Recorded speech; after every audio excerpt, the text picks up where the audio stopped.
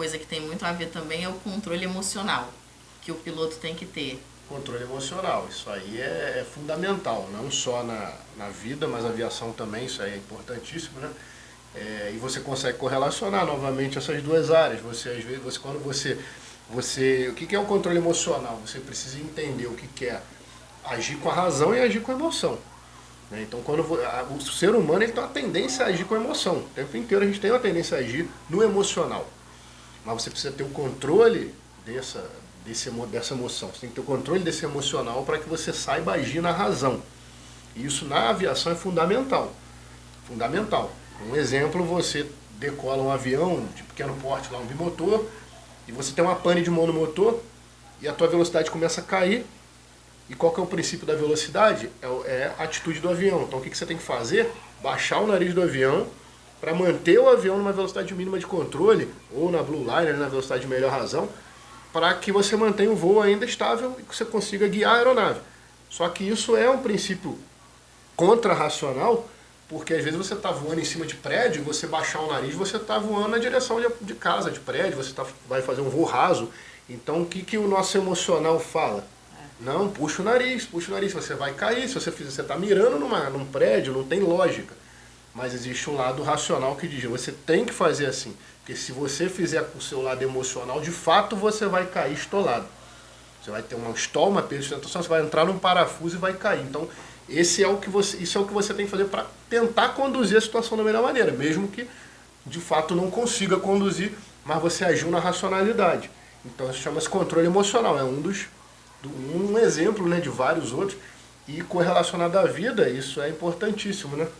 Muitas das vezes a gente perde o controle emocional por coisas básicas, né?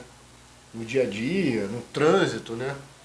Então, no relacionamento, no casamento, exato. A gente acaba deixando que a emoção fale mais alto e a razão, até mesmo acho que cabe um pouco do orgulho aí também, né? Exato, aí já entra o orgulho pesa um pouco nesse lado, principalmente da vida, né? Então, no teu controle emocional, o orgulho vai pesar, né? Então, assim, isso também cabe para a aviação, até mesmo se você vai lidar com o seu empresário, que é o dono do avião. Você tem que ter um controle emocional para saber falar, para saber lidar com a pessoa. Até no momento de uma discordância, você é um empregado, você está ali, mas você tem que saber lidar. Então, isso você traz para a vida, né? Você não vai falar qualquer coisa que você quer falar da maneira que você quer falar por orgulho, por qualquer situação. Você tem que ter um controle emocional e saber agir de maneira racional. Agir entendeu? de maneira racional. Então, na vida, a gente faz isso na aviação. Muitas das vezes você segue esse protocolo que precisa seguir, você treina isso todo dia, tem que fazer assim, tem que agir assim e tal. Mas na sua vida, você chega no seu carro, você faz tudo diferente. Você buzina, você avança o sinal, você xinga a pessoa. Aí você diz, cara, eu estou sendo uma pessoa na aviação e por que eu não posso aplicar isso na minha vida? Né? Trazer os benefícios, né, dos protocolos de segurança Sim, para a sua vida pra também. sua Porque vida. isso vem só agregar, não vai trazer malefício. Exatamente, você vai sempre tornar a sua vida, digamos assim, como na aviação, mais segura. Então você vai criar um âmbito de segurança melhor na sua vida. Né? E falando disso, é uma coisa que eu acho que muitas pessoas elas sofrem com isso e o piloto não pode sofrer com isso. A ansiedade. Sim, eu não poderia ser fator, piloto. Esse é um fator também, assim, muito, muito grande. No mundo de hoje está difícil, né? No mundo de hoje está difícil. E, por exemplo, até no exame médico, certificado médico aeronáutico, a gente faz muito psicotécnico ali a cada 5 anos. Nos iniciais você faz sempre, depois da validação a cada 5 anos. E é testado muito essa questão da ansiedade, eles avaliam muito isso, porque a ansiedade ela é prejudicial demais. Além de quimicamente ela liberar substâncias, né, no seu organismo que vão de fato retardar o seu raciocínio, inclusive, né? A ansiedade em excesso ela libera algumas substâncias que travam o seu raciocínio. Né? Parece que eu acho que cria-se uma condição de fuga, né? Não sei se o corpo ele cria alguma coisa assim, tipo, eu preciso fugir e eu paro de raciocinar para correr, para eu gastar minha energia toda correndo. Mas você estando numa cabine de avião, você não tem para onde correr, né? Você tem que estar ali agindo racionalmente com a máquina, né? Então, se você tem uma ansiedade tão forte, isso já aconteceu na instrução, a gente já percebeu alunos assim, que tiveram um medo muito grande e congelaram, né? A gente fala de congelar. O aluno congela. Congela e você olha e fala assim, cara, tá aí, a pessoa tá ali, ela demora a responder a ação e às vezes 1, 3, 4, 5 segundos ali é essencial para o piloto. Então na aviação a ansiedade ela tem que ser zero, gente. Vocês têm que ter um controle muito bom sobre isso. E aí você trazendo para a vida, né? Trazendo para a vida. A gente talvez, igual você fala, né? Você tem que fazer um voo na semana que vem. Aí só que tá uma previsão de tempestade, eu já vou começar a sofrer agora. Sim, Não. A gente tem que esperar, né? Não sofrer por antecedência. Não sofrer por uma coisa que está distante, né? Então, você tem um voo daqui a 2 semanas. Aí você já olha as previsões lá no verão, né? Verão, aquelas tempestades, você já olha a previsão ali. Aí você já começa a sofrer. Não, será que vai ter o voo? Será que não vai? Cara, está longe. Quando chegar próximo, você faz mais uma previsão, você ajusta o horário, vê. Mas você sofrer muito distante não vai te adiantar em nada. Na verdade, vai prejudicar a tua semana inteira antes de voo. Né? Você vai começar a sofrer agora, não vai conseguir fazer nada direito por uma coisa que é daqui a 2 semanas, que pode ser que cancele o voo, ou pode ser que na hora você ajuste. Se der para decolar, deu, não der, alterna, muda o horário, vê.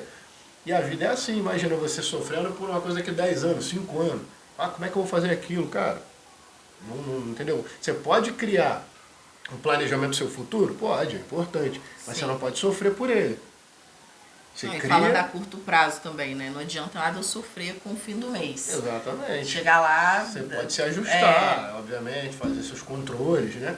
Mas não vai adiantar você sofrer, senão o teu mês inteiro vai ser ruim. Essa sua ansiedade vai te gerar... Você não vai conseguir nem, digamos assim, trabalhar para resolver seu problema do fim do mês. Porque você está sofrendo pelo final do mês.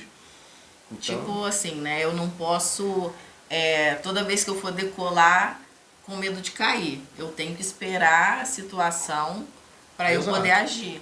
Como na vida, né? Amanhã a Deus pertence. Então eu vou fazer o que é possível hoje. Né? Eu trabalho muito isso em mim, porque eu realmente sou ansiosa e ele não. Aqui são polos distintos, né? Balanças bem assim. Mas isso é bom, que acaba, um consegue ajudar o outro, né? Eu sou uma pessoa mais, assim, eu sou mais agitado, eu gosto um pouco da agitação. Eu sinto um pouco de prazer na adrenalina, né, digamos assim. Sempre fui assim. Sempre gostei de máquina, de carro, de avião. Então tem aquela coisa ali de... Né, porque o voo em si, o avião em si, ele gera adrenalina. Tanto que o próprio passageiro, as pessoas que voam, gostam. Você vê que a reação das pessoas é bacana, né? As pessoas, nossa, tô voando e passando em cima. Que é de fato uma coisa que é surpreendente. Você tem uma máquina de ferro ali, cara, e você tá botando pra dentro de um monte de nuvem e você vai embora. É uma loucura, né? Você pensar.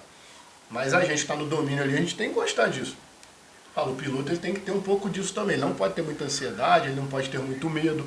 Ele tem que ser um profissional que você não pode ser audacioso a ponto de colocar em risco a operação. A gente está falando disso. Mas você de fato tem que entender que os riscos eles são maiores se você voa todos os dias ali, você está exposto. E que você tem que fazer o seu melhor para aquilo e a ansiedade. Mas se cair o avião, cara... Você vai fazer todo o seu melhor ali, todo o protocolo de segurança para que não aconteça, mas o risco você está exposto. Você precisa entender e acabou. É como um policial. Se você é um policial, você gosta daquilo, você vestiu a farda, você vai ficar pensando no risco, mas e se acontecer, e se tiver uma troca de tiro, se tiver... Cara, você é um policial, você tem que fazer o seu melhor, mas o risco ele existe, obviamente ele vai existir maior para você do que qualquer pessoa. E você tem que aceitar isso. Acho que a vida é assim, né? É o agora. Assim, é o seu propósito. É. Você quis ser policial, você quis ser piloto. Então, se você tem medo, não vá para aquela área. Né? Bombeiro, se você tem medo de incêndio, tem medo de... Cara, não existe. Mas e se o pessoal do 11 de setembro subiu o prédio lá, cara, enquanto o prédio estava pegando fogo, os caras subiram a pé, 100 andares. Era o propósito deles. Não podia ter medo e dizer que não vai. Então, esses são os propósitos, né?